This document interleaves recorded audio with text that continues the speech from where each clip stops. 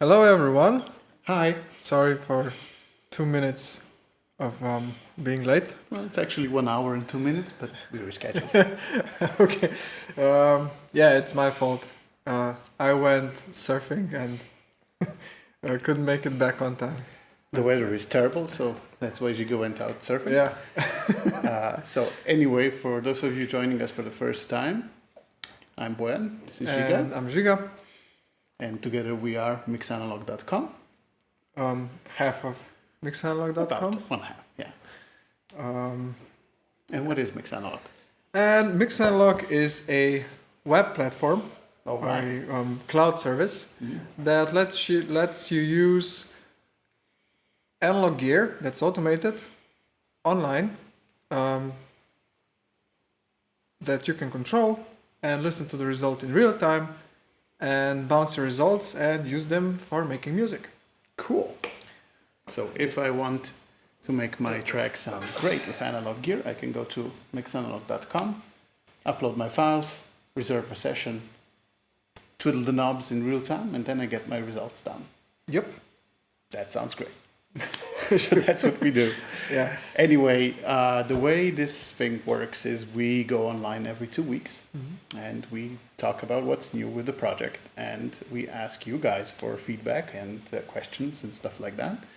So you can write us down in the YouTube comments. We'll be looking in that direction every now and then to see if there's anything new.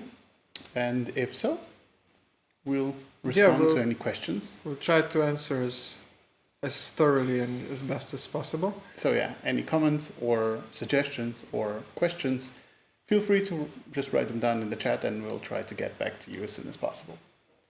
And in the meantime, while there are no questions for the time being, we'll just go on with news from the office, the news from the last 2 weeks on our progress on new gear that's coming, our backend programming and updates of our software and all that. Everything. So yeah, what shall we start with? Yeah, so let's go through what we've been talking about now for some time. It's the new hardware. Okay. The audio destruction unit, the tube saturator that we've built some time ago, is now fully automated and debugged. Thank you, Žiga. It's done the brunt of the work, both in programming it and testing it. And we've just received the final cabling for it just now. So we'll be hooking it up today.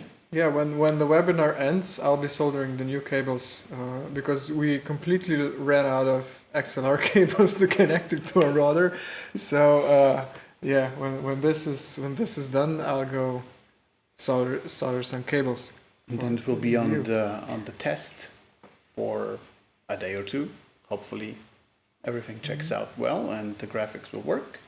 And then we'll just release it to you guys. It'll be free for at least a few days, if not weeks, as usual with our new gear. So you'll be able to use it totally for free, half an hour per day. Yeah.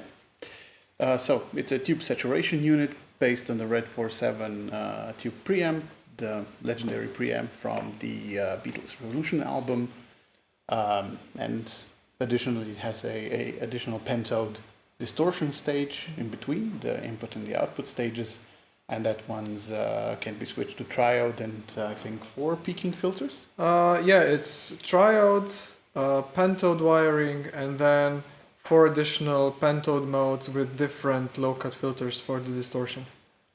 That's it, yeah. And then you get also a high-cut filter, switchable for all modes, bias settings, input drive, and output attenuator. Low pass filter? Low pass filters are the ones switched on pentode modes.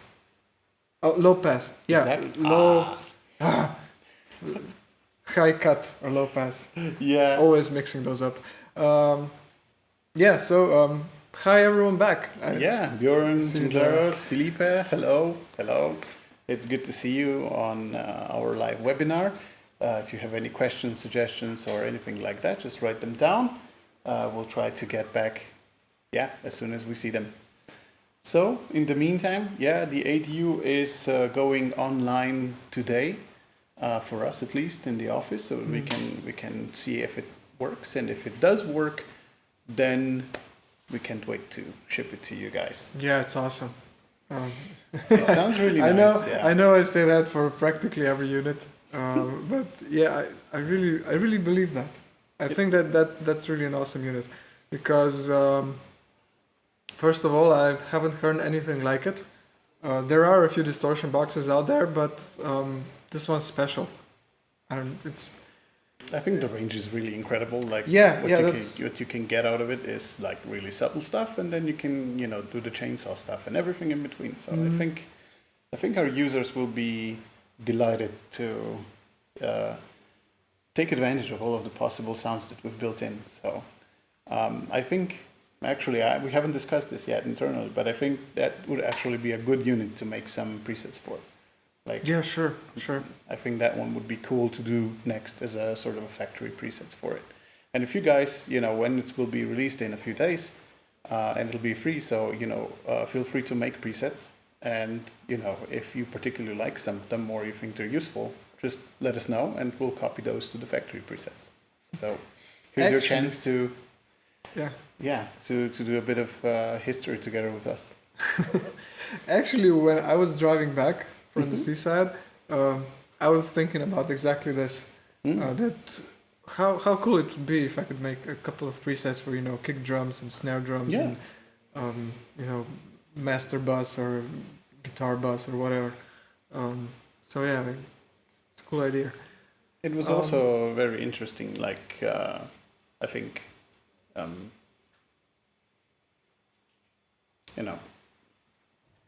story for us.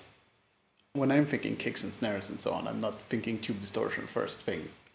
But, you do use some decapitator and stuff, or maybe you go through a preamp and you drive it, and But, like, in a post-process, like tube drive on it, that's a new thing for me, at least. So that'll be interesting. I think I think quite a few people will be surprised. I can use that on that. That's going to be interesting. Yeah, I think this is really a personal workflow thing, I guess. But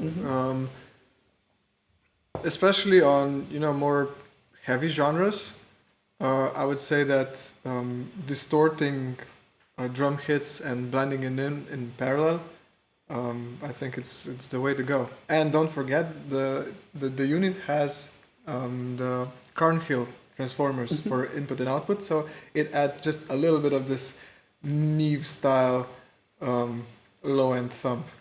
So my comment was more like, when have you heard of a tube distortion box used for that? Like a dedicated tube distortion box that you'd use for kicks and snares. Like, I don't know, for basses, yeah, sure. For stuff like that, yeah. Since I don't know, it's new to me. Yeah. Anyway, I agree with you. For techno, that's a sound that I've heard a lot of times. Actually, I think I perceive that as a disadvantage because I'm really not into electronic music. Your loss. Yeah, I genuinely think so. I think that I'm missing a lot of opportunities on either making samples or selling our gear or all that, because I don't know all the tips and tricks on how to make electronic music sound good.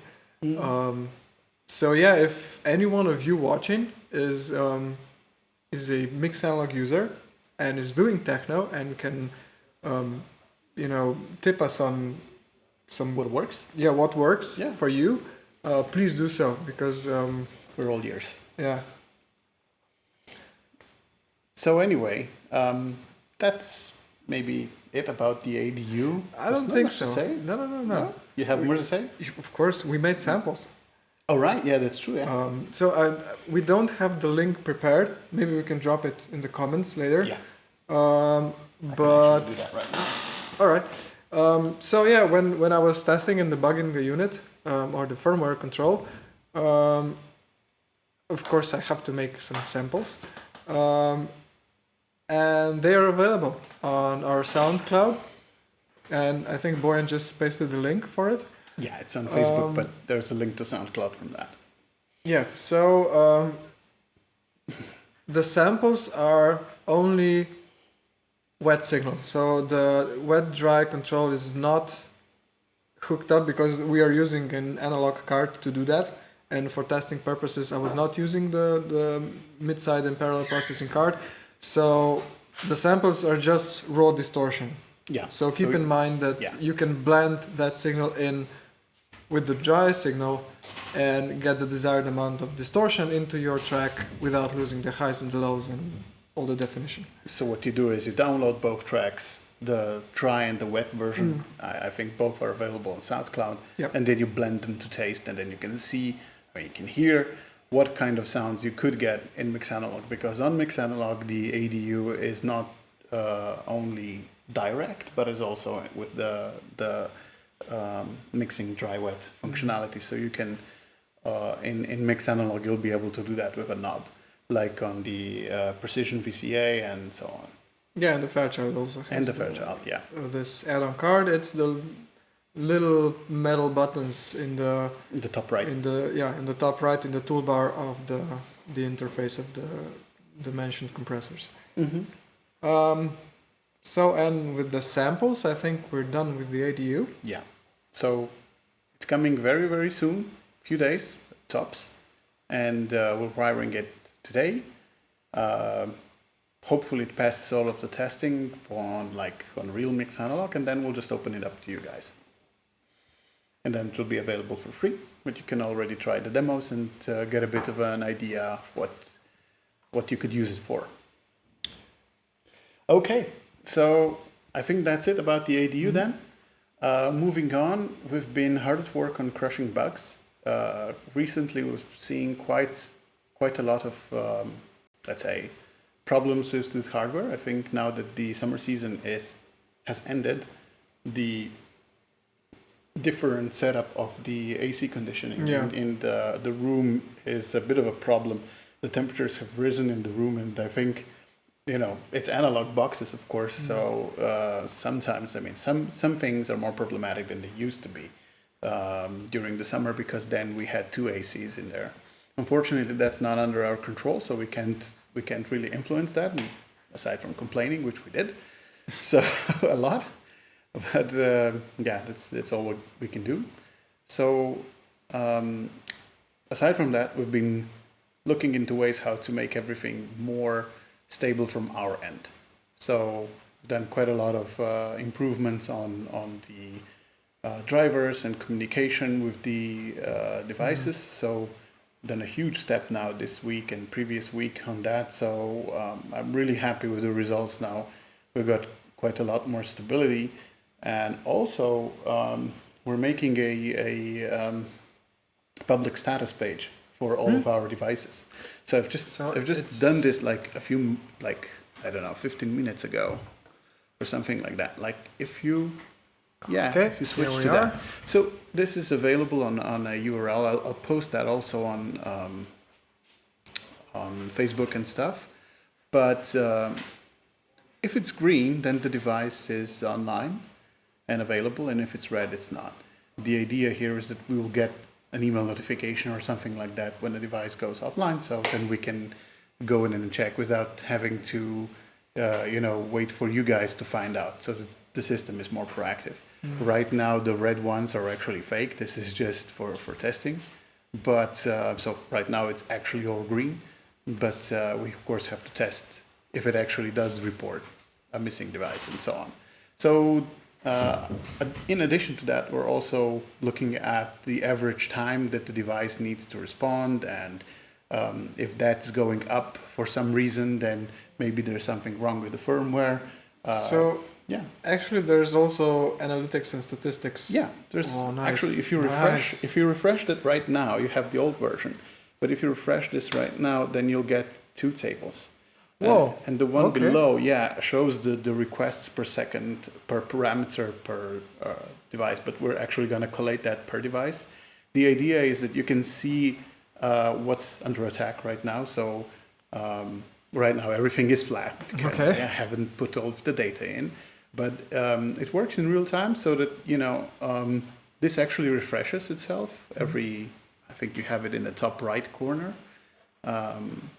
You can change for which data you see it and so on. Yeah, so you can see that it's actually it's actually updating down there. So you can see the rate of change of that. So if someone is twisting a knob, then you'll be able to see which knob it is and so on. So cool. Yeah, it's pretty cool. So again, it's not like this is meant for us to debug like problems. We're hiding them. There they are. Yeah.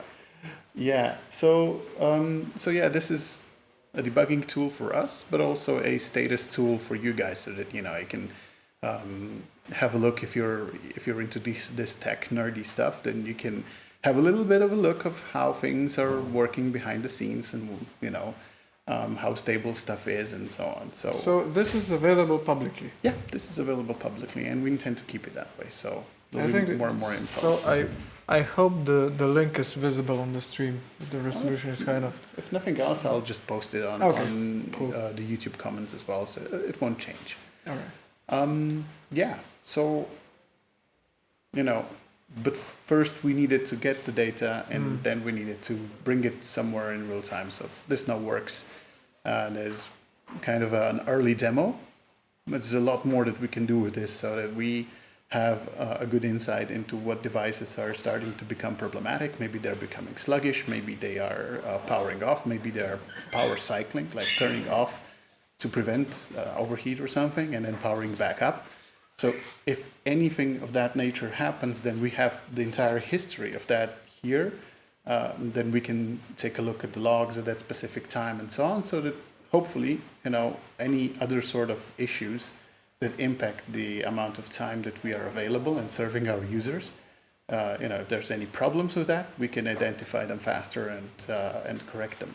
So usually we needed like users to tell us, hey, the Fairchild's down, or I don't know, I'm turning the knob on the limiter, but nothing is happening.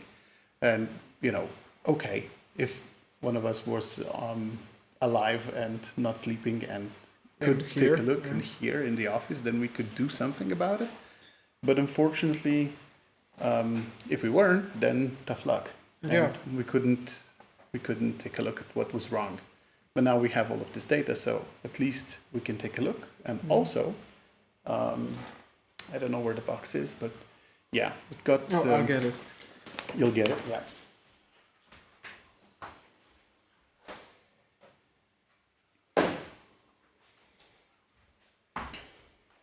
This is a nice little thing that we got ourselves. I'll just switch back to here. Yeah. So what this is a remote controlled power distribution unit. It means that it can do two things. It can turn power on and off, and it can meter the power used by the devices that are attached to it. It has 4 ports on the back, so we can monitor 4 devices and turn them on and off.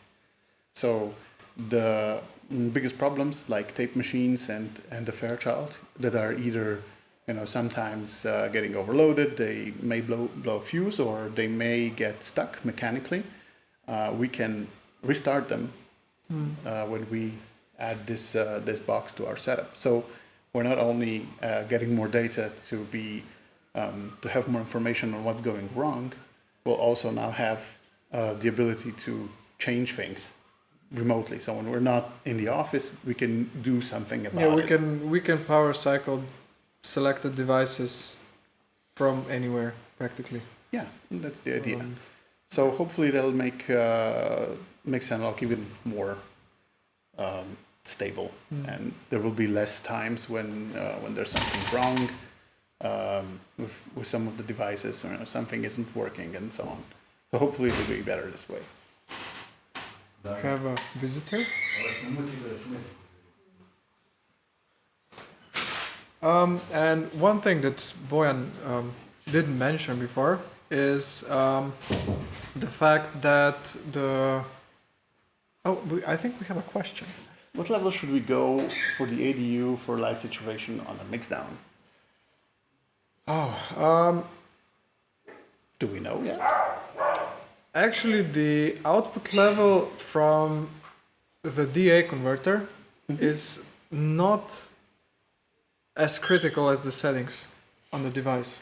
Well, you have free overdrive settings anyway. Yeah. So you can like really shape that. It's not so important really.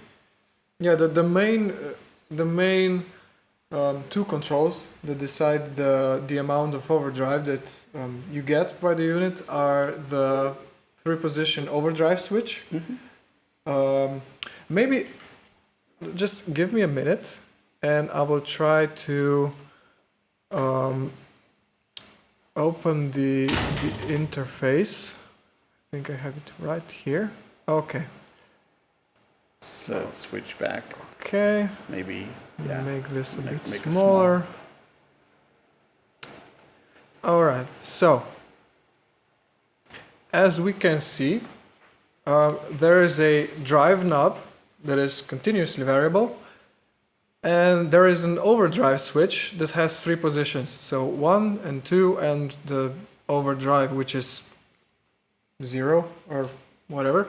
Yeah. No overdrive, slight overdrive, and full-on overdrive. Yeah. Full-blown machine gun. So yeah, those two controls are the ones that have the most effect on how much drive you will get from this box. And apart from that, again, as far as, well, from my experience when I was testing it before we put it online, I got much better results by driving it a little too much, at least not as much as I would drive a purely non-parallel signal, and then blend it in at, I don't know, 20 or 30% mix. And that got me the best results. But I think if you really desire a color in your, I don't know, a instrument stem or some bus that's not actually a master bus or something, you could go full wet mode and just be really careful with the overdrive and the drive setting.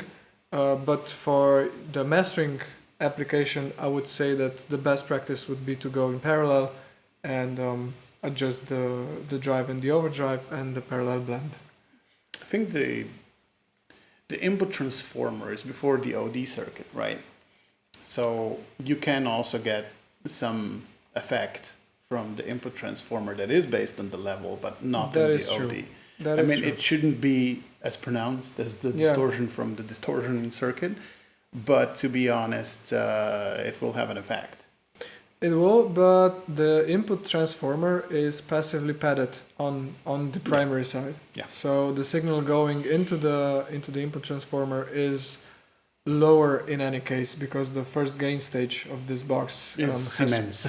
Plenty of gain. So yeah, it's a pentode, and it was meant for a mic preamp, so it's quite hard.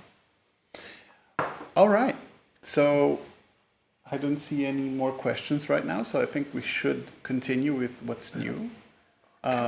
So we've talked about the ADU coming out now. And we've talked about all of the stability.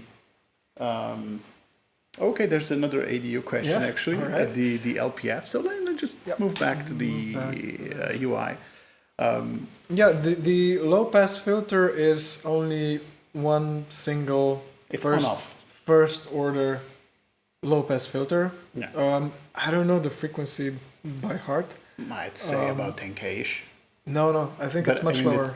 Really? Yeah. Oh, but it's first order, so it's extremely gentle. Yeah. Yeah. It tames the harshness of the overdrive quite a bit. I think that's actually one part of the sample.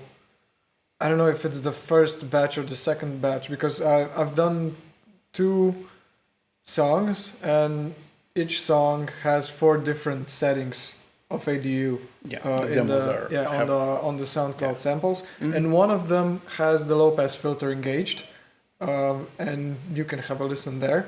But yeah, basically it's a first order low pass filter that affects the whole signal.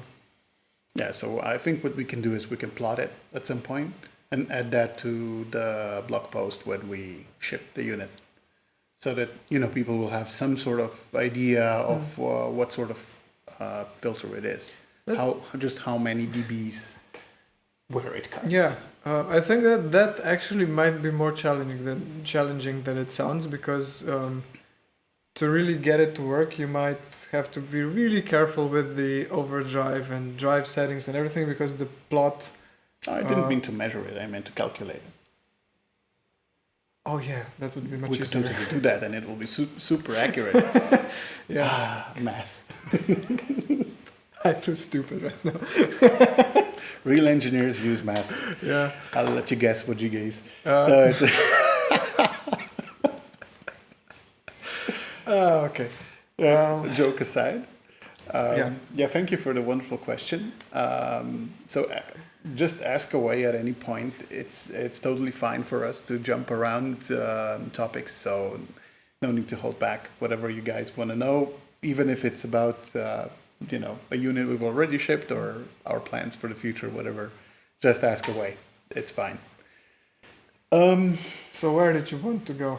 Where did I want to go? So yeah, we talked about the ADU, the samples, and the upgraded stability of the device drivers. So I think the next thing to talk about would be the volume controller, or what do we call it? Volume something. The working name is tape buffer and booster. All right. So why do we need this, and why is it cool? We need this because it's way cooler to do volume adjustment in analog than in digital. Yeah.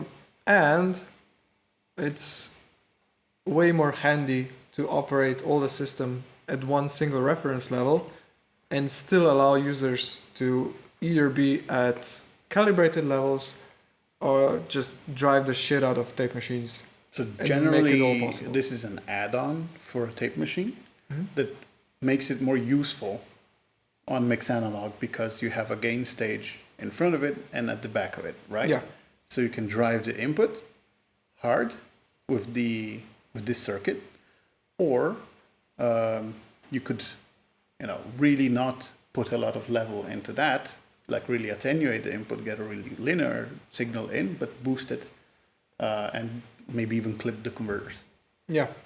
So when I was designing it, I had in mind those two goals. So you have to be able to stay at nominal levels, so get the tape to do its Tapey sound things. as it should. You have to be able to overdrive the tape Right. and not clip the converters. Yes. And the output stage of this buffer has to be powerful enough to overdrive the Burl converters. Yep. And So then you can get linear sound, tape sound, clipping sound with tape sound, distorted tape sound, but no clipping from the converters, and both. yeah. So you could do all of these combinations with this circuit that we've designed. It replaces the volume controller that we already have on the Telefunken. The Studer currently does not have a volume controller, so this was kind of the motivation on why we did this circuit, is to give another one to the Studer and to replace the one on the Telefunken. The one on the Telefunken is only on the input side, it's not on the output side, so you can't clip the converters, you can't do a few of these combinations that we talked about. Yeah, it offers more control. And we have a question about the op amps that we are going to use. That's a to question achieve for you. Yeah. So the input and output ones are going to be that. I don't know how it's... THAT? Yeah, THAT. So input buffers and line drivers. Yeah. And those are going to provide the majority of gain. And I think there's one buffer stage for the attenuator, and it's made with OPA 1646.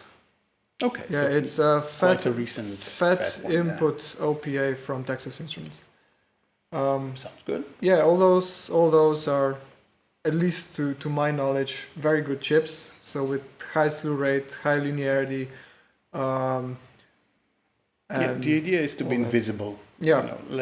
To have the converters and the tape give the sound. And this is just a utility belt to get the sounds out of the other equipment. So you can overdrive the tape with this, but you shouldn't be hearing this at all. It should be invisible. So, and the same when you go from tape to the converters, if you have it set to neutral, if you're not exceeding its internal bandwidth headroom, which should be impossible. Yeah, the internal headroom of this device is plus 27 dBu. Yeah, so it should be impossible. Yeah, it's running from plus minus 18 volts rails, and all the chips that I've chosen to go on that board are, I think, maxed out at plus minus 20. And those are, do not exceed specifications. So right. Plus minus 18 is where... So they're running on pretty hot rails, and there's a lot of headroom there. And I think none of the devices that we have can exceed that we're going to use this on. So both tape machines have a lower headroom than that. And the burls have also been calibrated to plus 16, I believe. Plus 18. Plus 18, yeah. It's a compromise, right? Yeah. We went for a plus 18. So, yeah, you could get quite a few dBs of clipping from the burls, or you could really distort the tape or do some other sort of nice combination. You just gain stage really nicely.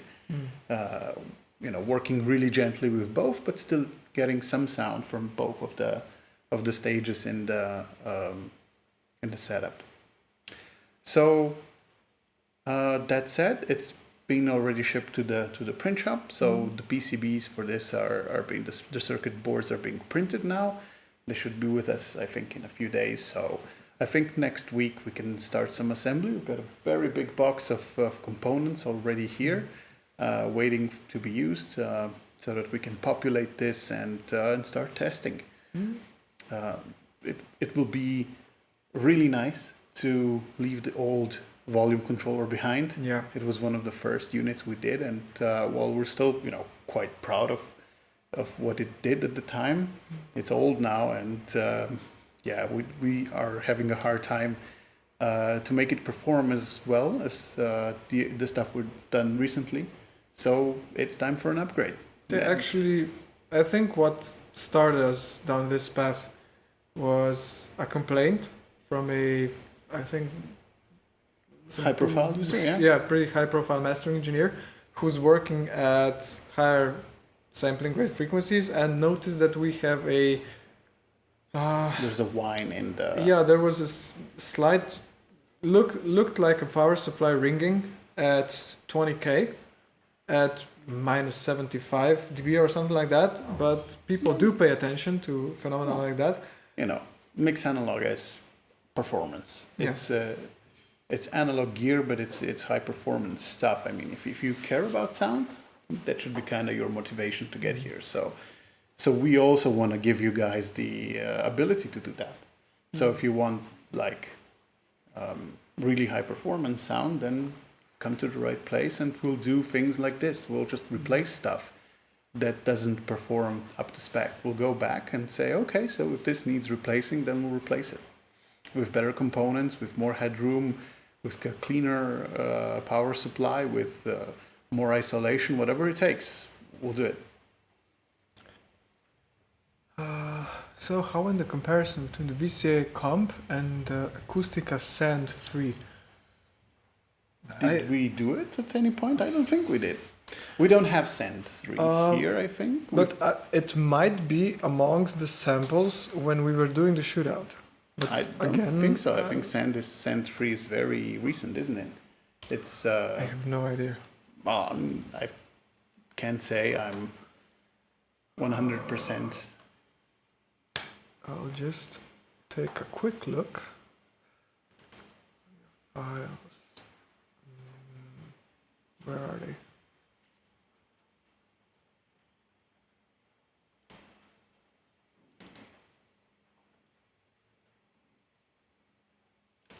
Comparison. Because I know there was some Acoustica audio things that were that's tested with the VCA. Acoustica Sand Bus 4. So it was one of the sands, but we don't know which one. Yeah. But we do have, it was in April 2019, Yeah. was it? Yeah. I think that the link to the whole comparison is still available on our blog. So if you go to blog.mixanalog.com and look for a VCA compressor shootout, Yeah. You should find the link to a Google Drive folder where you have, I think, more than 20 different VCA comps. VCA compressors Cool. to compare. So yeah, All right. that's it. So going back to Here. the volume stuff, yeah, it's in the pipeline. It's one of the next units to hit.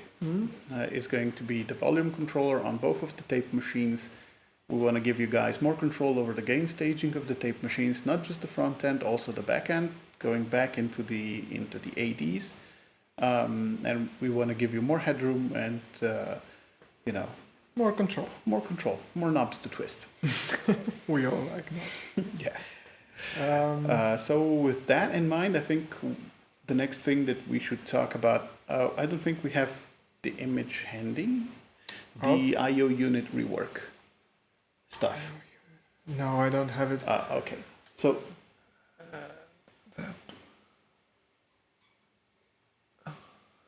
Okay, hi to everyone new joining. Hello. And to Lucas Meyer, yeah, the interstage, so the buffer for the passive attenuator that's inside the volume unit is OPA 1646. It's the fat one. The FET one. Yeah. FET. So yeah, you got that right. If this was your question. Cool. So yeah, some time ago on the Facebook group we had a vote on the IO unit rework. Based on feedback from you guys, in this year it was apparent that the IO unit is a big source of confusion. Not a lot of people get it the first time, and even when you do get most of it, there's still some surprises left because we tried to cram a lot of functionality into just a few knobs and just a few meters, and it's nice, small, compact. It doesn't look frightening, but it's not super logical either. So we asked you guys on how we could modify it so that it would be better for new users and so that it would be more logical for you as well. Made a few versions. I think it was about 4 or 5 versions, and there was a very clear winner out of those. So we'll be doing that hopefully this week. We'll see if there will be enough time. But the IO unit will now be changed to be more logical. I'll be making a final image shortly, and it's going to have a different bypass label. Sorry, don't mind me. I'm looking for the answer for. Okay. Right. So it's going to have a different bypass label, and it's going to have a different labeling also for the input and output knobs, and the sort of the elements from left to right will be a bit more logical with the power or the bypass button all the way to the left. And to answer Lucas, yes, I was wrong. I'm mixing those two up. Is 1642. I think I got it right this time. Better check again. Check the schematic again. It's OPA 1642. Yeah. So it's the 16 family of OPA op amps, and it's the FET input one. So if you look for that, I think you should find it. And the THAT one is correct. This is going to be I think the 16 are the line drivers. And we're going to be using this one. Okay. So no more DRV and INAs. No. Okay. It's cool. When I'm designing stuff, I'm using those.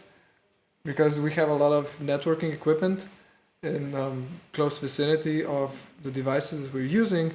And the THAT, when at least to my knowledge, outperform other chips in common mode rejection ratio in those megahertz frequency bands. Sure.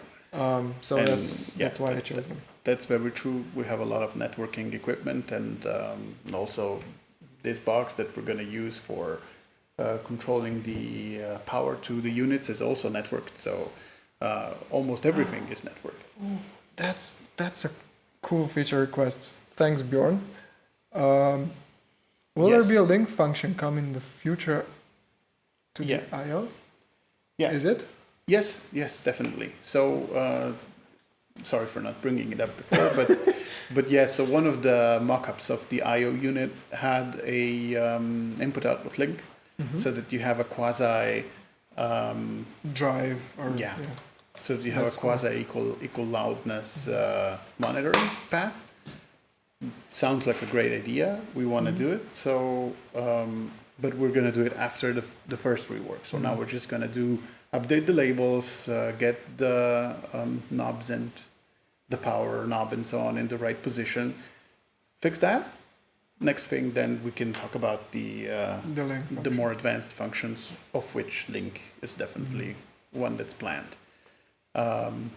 So the next thing that we're going to do is loops metering.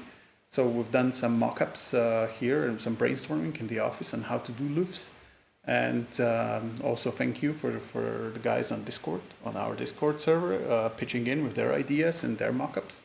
It was good to see the community come up with quite a few interesting examples on how we could do it and what's interesting and what could be useful. So shortly expect another Facebook group vote on how to do loops metering. We have a few suggestions, and we'll just take a vote on that, just to be sure that we're going in the right direction. Yeah, and there's also a request for mono and sides monitoring, which should be, I think, pretty easy. Apart from where to put the button, but I think we might have to, for the second iteration, we might have to think more about how the I/O unit is actually put together. Like we're just moving stuff around a bit and relabeling. That's fine. We could put those in the left side, so the monitoring meter, and leave the I/O unit alone. Maybe,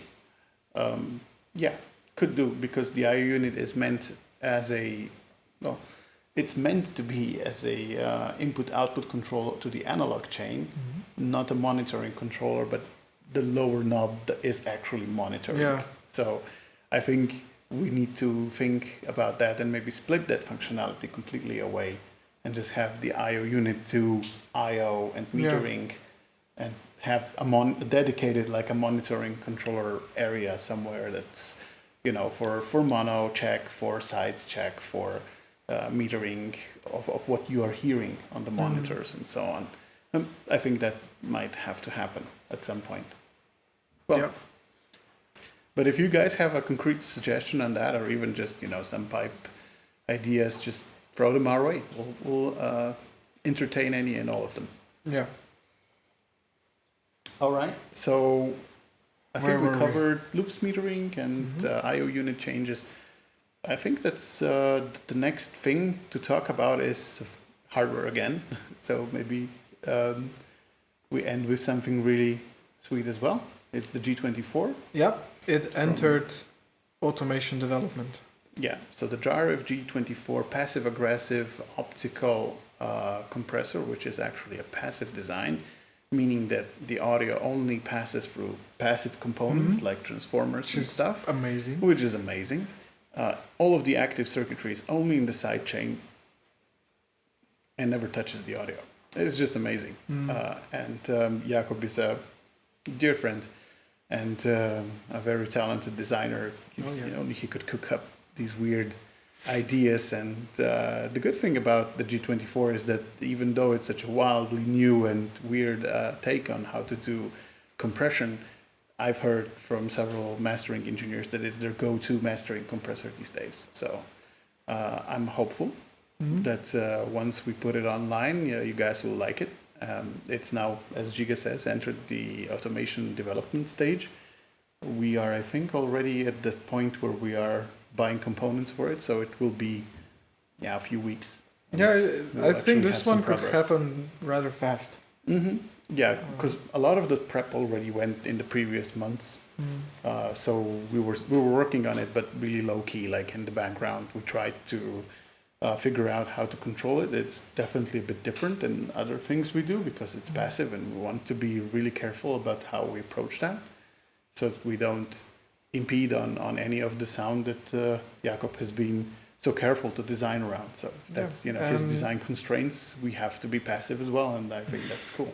Yeah, and it's the sheer number of controls it's pretty high because it has 2 completely separate sidechains and a blend, right? With all the controls that go into a compressor sidechain, so attack release ratio, threshold, and then you have, I think those are tilt and elliptical filters. So you have different blends of mid and side affecting the overall compression. The overall compression, and you have different amounts of highs and lows affecting compression. So it's when you dig into it, it's such a versatile box that I was lucky to have it for a test drive in the studio for a month or so, and it took me, I think, a week or maybe even more to get a hang of it. But once you know how to pilot it, it's an amazing compressor.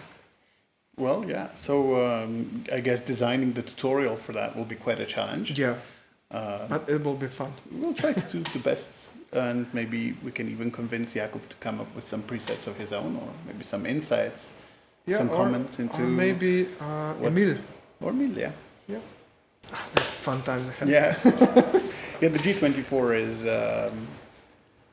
is quite important to us. Like it's something that we really want to do right. The graphics are now underway as well, and it'll be a really nice release when it lands. So, anything else that's happening these days? I don't think so. No, I think we covered it all. So, if there are any questions, feel free to ask. Did you really say it? I don't know. I mean, we are doing a lot of things, so maybe there's more. Not sure. But right now I can't think of that many other things. Synths. One word. Yeah.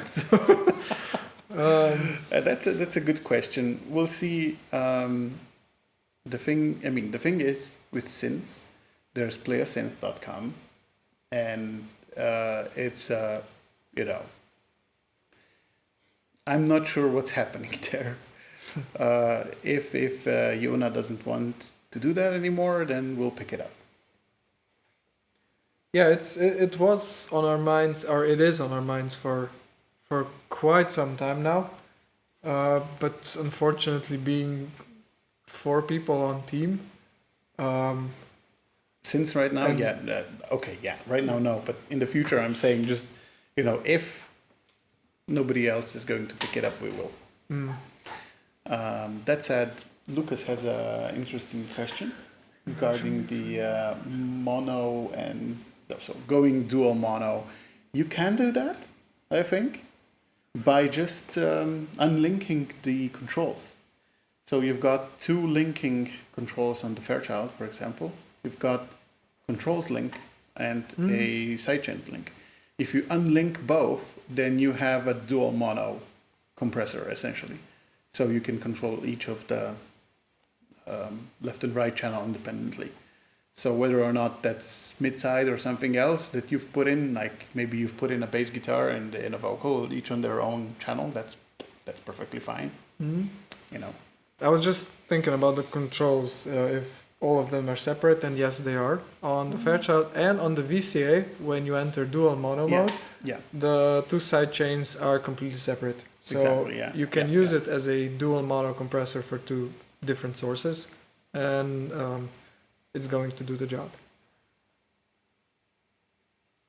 Yeah, and it's Exactly. You have to separate. So Yeah. you'll have to blow up you'll get a stereo file. You won't get two mono files, but you can then use the DAW to blow up that into a left separate right. And you'll have two files. So first you need to glue two files left and right together to two mono files to make a stereo file. Process that, and then you can split it up again. And with that, anyone has another question? There's more questions. We're happy to answer. Yeah, we're having cool questions today. Today is a really, really nice session. Quite a few people are joining us. Thank you. And by the way, the ADU is also going to be completely separate. Yeah, it is. Yep. So you can also do the same trick with Yeah. two channels on the ADU. In addition, it has a mid-side matrix in front of it, an optional mid-side matrix. I'm really curious about how this is going to work. The mid-side stuff Yeah, on the ADU, yeah, I have no idea. yeah, me too. I can't imagine. I don't know. Yeah, because distortion can mess the phase up quite a bit, and MS is dependent on phase coherence. And distortion Yeah, has a wonderful effect on that. yeah. So strange things can happen, I think. But I'm really curious to hear it. It's going to be really interesting how I think you're going to have like a very interesting Phantom Center. It's not going to exist.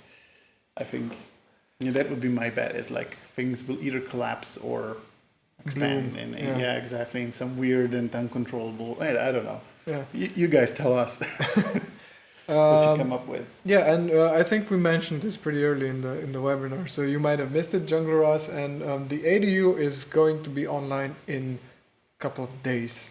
Yeah. So So we're 2 or 3 days. so I guess. as we finish this webinar, Žiga is going to start soldering the cables to hook it up to our converters, and then I'll Yeah, do then some it's- software testing, and yeah. if that passes, then So- we'll put it out.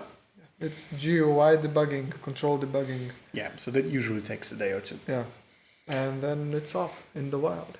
Yeah, so maybe it can be a Friday early release. Maybe we'll see. Hopefully, it would be a nice weekend if so. Oh yeah.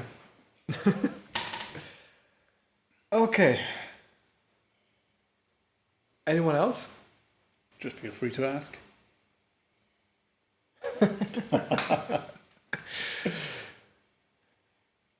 Okay, guys. Yeah. If that's it, and if something else springs to mind, please do join us on the Discord. Yeah, I'll paste the link to that in the Yeah. comment section. Yeah. Do you have a Casio? Yeah, of you do course. have a It's like Casio. I'm a proper hipster. I have a Casio. Yeah, Žiga has a proper Casio, and Yeah. I have no watch. I'm All right. So still choosing. with If you have any suggestions, chime in. with fashion remarks out of the way, Why not? we bid you farewell. Thanks for joining us, and see you in 2 weeks. See you in 2 weeks. Bye bye. Bye.